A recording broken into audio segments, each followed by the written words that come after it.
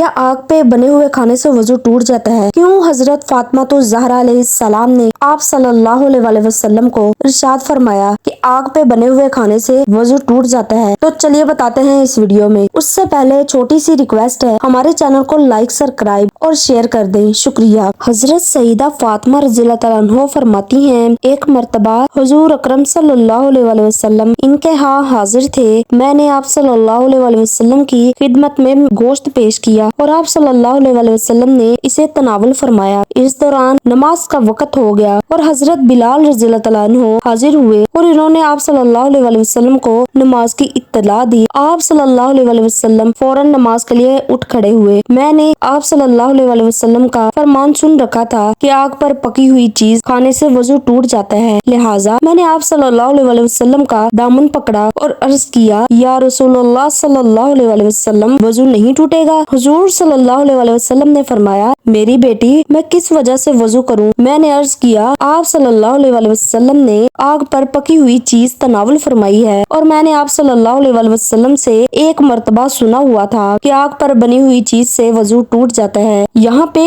آپ رضی اللہ تعالیٰ عنہ کو اس بات کا مفہوم سمجھنے میں غلطی ہوئی تھی۔ حضور اکرم صلی اللہ علیہ وسلم نے فرمایا، بیٹی، تمام اچھے کھانے آگ پر ہی پکتے ہیں، اور کیا تمہارا کھانا آگ کے چونے کی وجہ سے زیادہ پاک نہیں ہو گیا؟ سبحان اللہ۔ اللہ تعالیٰ کی محبت میں، حضور اکرم صلی اللہ علیہ وسلم کی محبت میں کمنٹ میں فاطمہ رضی اللہ تعالیٰ عنہ ضرور لکھیے، شکریہ۔